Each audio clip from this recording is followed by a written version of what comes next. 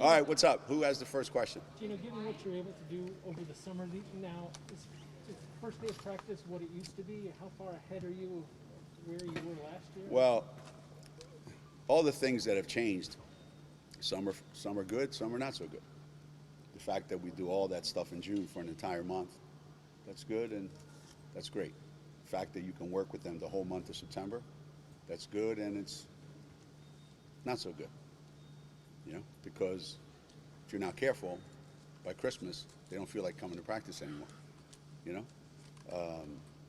So I think we learned a lot about ourselves in June. We were able to kind of get a feel for where people are and where they needed to be. And so they had July, August, and September to get to that point. And now we'll find out. Find out who did what and who's ready to go and who needs time and who we can count on right away, who's going to take some time. That's what preseason's all about. Geno, is there any semblance of excitement? Because some of the kids are excited, especially the young ones. Even though they've been practicing since June here, there's still something different about the first day of practice. At your young age, is there still a bit of excitement for you? I think so. We're just saying upstairs, if you're not excited for today, it's only going to get worse from here. So if you're starting out, in a bad way, it's not that doesn't bode very well. So I am excited because I think I'm not excited about the fact that there's a couple guys that aren't going to be practicing because of lingering things that haven't completely gone away yet, or somebody pulls a muscle or sprains an ankle in September or October late. So we're not all there. We're not going to have everyone available, but it's still the first day, and you're still starting to put stuff in, and you're still starting to see, okay, who can play, and I'm excited for that. Dorka is dealing with something. Can you kind of go through some of, or like what she's dealing with, but also anyone else who's dealing with some stuff injury-wise? Yeah, no, Dorka was fine in for most of it, but the last 2 weeks, I would say, she's had an issue with her quad or her leg has been. But every day it gets better. Every day it gets better, and every day she does more. And we'll see how much she can do today. But Mira's got some tendonitis in her knee. Aubrey's been dealing with a back issue. Aaliyah stepped on somebody's foot or turned an ankle, 4 or 5 days ago. So you got all that stuff, but that's what it is right now. Did you see a difference in Aaliyah when she got back from the Olympics? Yeah, to some extent, but I think when you make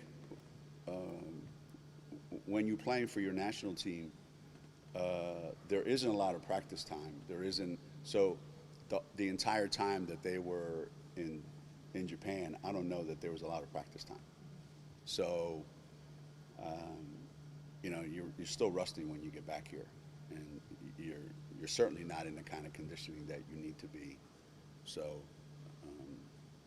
but obviously there's things that Aaliyah can do that nobody else on our team can do, and those things haven't gone away. I just think her conditioning is just going to have to keep getting better and better. From your perception, what's the strength of this team going into the season? Is it just the competitiveness, or is there something else?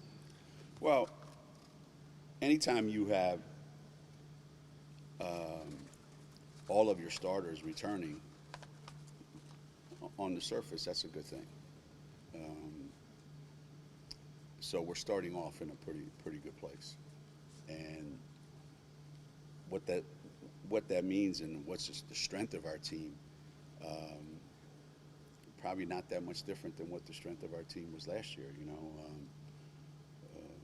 I think our guard play is really, really good, and I think we added some pieces that can add a little bit of versatility to that group. If you remember correctly, we had a lot of guys have to play a lot of minutes last year, and I don't see that being the case this year. So we still have everything that we had last year, but we added a couple more pieces. So maybe that'll become a strength. You know, that second unit, whoever that turns out to be, can be a pretty strong group You have so much depth on paper. Anyways. on paper. Exactly. Do you expect to have a deeper rotation than maybe you have in the past? And how you're going to distribute minutes? Yeah. I like when people say, you know, Coach Auriemma, he only likes to play 6 players or 7 players. They don't remember, like, when we had a lot of good players, we played a lot of players. Right. Yeah, back in the day. Yeah, back in the day. Yeah. When we had a lot of really good players, we played a lot of good players. So a lot of it has to do with, you know, who can perform somewhere close to their reputation. And we have some players that I think, based on what I've seen, can add a lot. So we're going to play them. So how many does that mean? We have 14 players on our team, I think, right? I think, something like that. I lost track. So how many realistically you're going to play? What do you think? 12 every night, get double-figure minutes? I doubt that. So everybody, the competition for those top 8 or 9 spots is going to be pretty intense. And, you know, we've got a month to find out who they are. We have a pretty good idea who some of them are, but we don't have a clear, concise idea who all of them are. And that's what the preseason's all about. Geno, you said you've got all your starters back from last year. Is it their jobs to lose right now? I don't think that's you know, any different than any other year when you have the experience, you put in the minutes, you've been on the road, you've played in NCAA tournament games, so obviously that gives you a huge edge over, you know, some players who haven't had the benefit of that. So going in, you would think that, yeah, those starters have an edge over everyone else. How big an edge and whether that edge stays that way, that's what's going to show itself as we practice. Several players, when talking about your freshman, called Caroline sneaky. A couple of them. Yeah. What does that mean? Is she just deceptively good? Yeah, she's like Carla Berube sneaky. You know, when Carla walked in the room, she didn't scare anybody. But there was things that she did on the floor that at the end of the game you would go, huh, I didn't know that. Like, it didn't always present itself, but at the end you would look at the box score and you go, man, she got a lot done. So she has that same quality of, it's not loud. She doesn't have a loud game, but her quiet game is very efficient. And like every other freshman, I think, when she catches it, she shoots it. Because then that means the offense is over, and I don't have to think about where to go next, what to do next, who to pass it to. So I just catch it and shoot it. And I don't have a problem with that as long as most of them go in. So it's going to be interesting to see where she fits in, because I can see her having a really prominent role on our team. What that means, I don't know, but she's sneaky good. What are your expectations for Paige this year, and are you worried that with all this depth around her, she might defer a little too much to some of the other great players on your team? Well, it depends how good they are. So if she defers to people that are shooting 45% from the three-point line, I'm okay with that. If she's deferring to people that are shooting 31% from the three-point line, I'm not okay with that. So part of growing up is part of understanding who do I give the ball to, when, and why am I giving it to them. And I think as you get older, you start to get a better sense of that. I don't think Paige will ever be the kind of player that needs a lot of shots or wants to take a lot of shots. She is a pass-first player. That's what makes her, I think, so valuable to a team. And I don't know that that's going to change, that she's a pass first player. But at the same time, she understands what we need her to do, you know? And the better you feel about your teammates, I think the more comfortable you are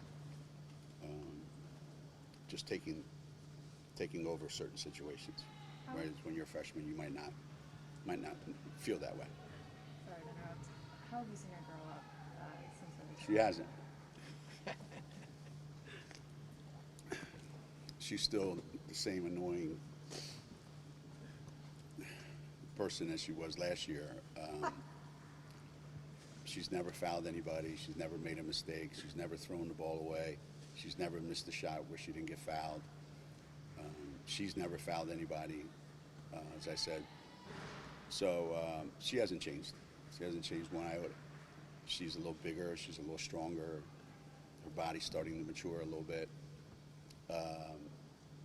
And there's a little bit of a comfort level that she has walking around. It's like, I don't know that she feels like she has to prove anything to anybody. So I think that's the maturity, that the growth that she's made. You know? How important was it for her to get bigger and stronger so teams just can't beat her up? And don't get me wrong, she doesn't, doesn't look like, Shea Ralph or Diana Taurasi. She's not quite there yet, or ever will be, I don't think. But, and please don't ask her, how much stronger she is, how much bigger she is, because, she'll start showing you your muscles. And those of you that can't see very well from over there are going to have to get real close to her. And we don't want to do anything to jeopardize your health or hers. But she's gotten a little bit bigger. If you watch practice, you'll be able to see for yourself what that means. She missed the whole summer because of the ankle surgery. And then she had a wrist issue earlier that was bothering her. So she hasn't had the full off season that you would think is when kids make the most progress. So she might still not be exactly where she's going to become, December 1st. How is she physically now? Huh? How is she physically now because of the ankle on the wrist? Oh, she's fine. She's fine. She's probably won more sprints and more challenges that Andrea Hootie has put him through than any other kid on the team. Like, people don't realize how hard she works. Like, she might work harder than anybody on the team. A lot of people out there would think that she just, is this cocky kid who's just talented, who just, you roll the ball out and she's good. That kid works harder than anybody on the team at everything. And, Mir's got a little bit of tendonitis. Aubrey's working on her back. So, Paige goes around saying, I'm the fastest guy on the team. Nobody can beat me. Well, that's true until those two guys come back, and so let her enjoy herself. Have you seen signs of all the potential that AZ has talked about having, or is it too early yet? Will you not really tell until practice starts? One of the things that's attractive about her and Paige and our other freshmen this year, they're very laid back and very reserved. So they don't come out here early on and impose themselves on you. So we haven't seen a lot of what AZ can do. We've only seen a little bit. And I think it'll be a little bit at a time. There won't be this, Maya or Stewie November where, she's getting 30 on some nights. I don't think it's going to be like that. Geno, what does it say about Eve and her commitment to the program for her to come back and to undertake the role that she had last year again with the new kids? Well, we talked about that. Why would somebody come back that could have gone pretty high in the draft as well? And her comment is she saw what could happen during the NCAA tournament. That was the best she played all year. And she wants to challenge herself. She said, I want to see what I can be like and what our team especially can be like if I can do that from October to March. So that was a big motivating factor for her. Just what's going to be different about practice compared to the workouts? Because Avina said that you guys told her that practice is going to be like unlike anything they've ever gone through. I just say that to scare the shit out of me. Good point. Yeah, it still works. It's amazing. Actually, they haven't had this many players that want to play, that want to prove to them that I'm as good as you are or that I can contribute as much as you can. So it's since Avinia's been here, we haven't had that. So now out there on the floor, every day, there's a lot going on that wasn't happening before. And there's something to be said for having the same people out there long stretches of time because they develop a certain chemistry and they can do things together. But also, subconsciously, if you know you're not coming out, there's a little bit of a, hey, I'm good. Now I'm not going to play as many minutes as I did last year, maybe. And not because just I'm not good enough. It's just that's the way it is.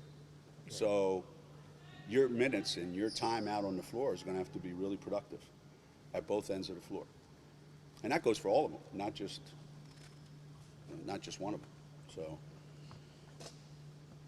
we really haven't been in that situation in a while. And when's the last time you think that you were in that situation where you were that deep?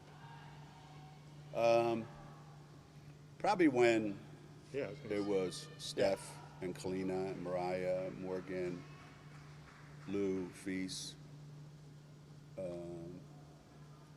Bria Hartley. That was a pretty good That was a pretty damn good team, huh? Yeah. Yes, it was. So that probably was the last time, which is, only 4 or 5 years ago. Right. 5 years ago, Yep. but seems like a century ago, right? It does, doesn't Yeah. it? How do you see that competition developing in the post players? I know some of them are injured, but Liv has gotten a lot better at the things she knew she needed to get better at. She has spent a lot of time, playing away from the basket and being able to make shots so that we have another threat other than people just really putting a lot of pressure on our guards, and that's going to be a big key. I think her experience and her good experience and bad experience from last year, I think they're going to be a big help to her this year. And bringing Dorka in, I think does help Liv, and it helps Aaliyah because now you've got one more skilled post player. Dorka is very skilled. So I think the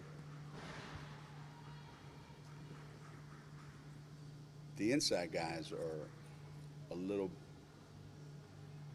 bit ahead of where we were last year. And it's funny because the game's changing too. I mean, nobody's throwing the ball into the lane anymore. I mean, I still like to do it because 2 points is 2 points, But now everybody just comes down, jacks up threes, and, so kids that can play in the lane are few and far in between. And I think we've got a couple of them that are pretty good at it, and now we just need them to be consistent from 15, 17 feet. That's the next step that they have to all add. speaking of Dorka, how have you seen her adjust to the team so far? Dorka's great. She's a great teammate. She's a great kid. She wants to be really, really good. She's longer than I thought. She's more skilled than I thought.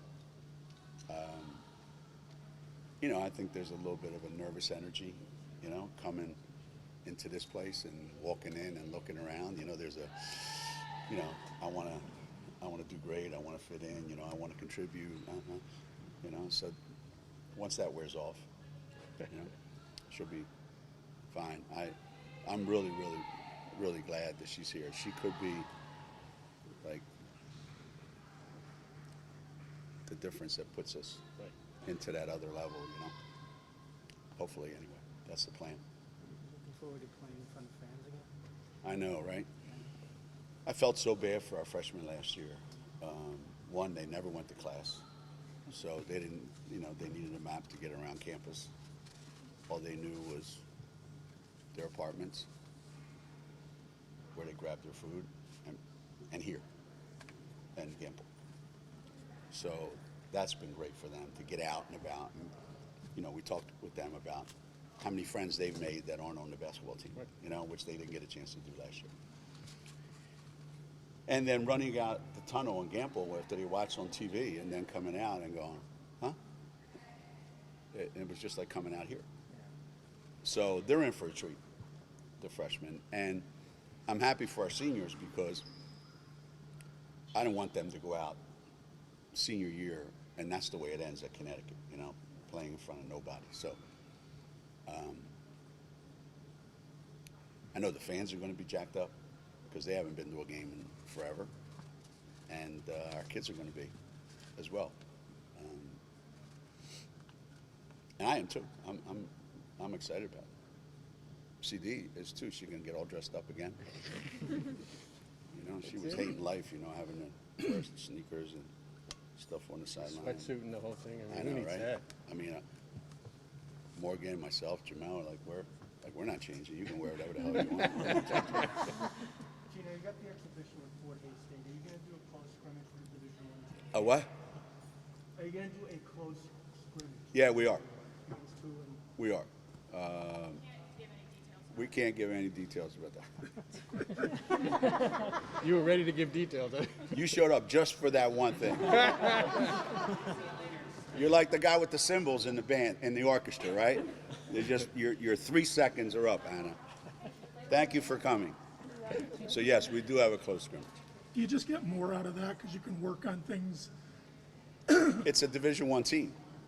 So you know you're going to face something other than your typical exhibition game where, you know. So yeah, huh? Can you say when it is? Can we say when it is?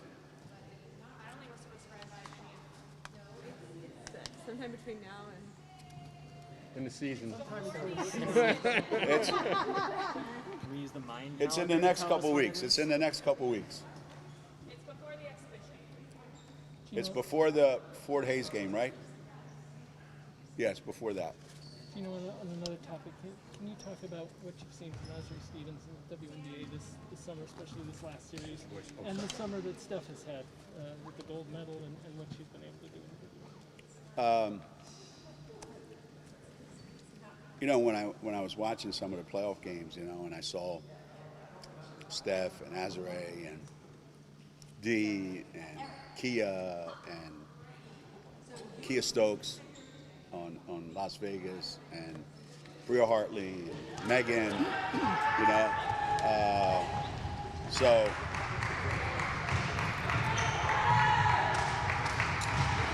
it never ceases to amaze me, you know, what our kids do after they leave here.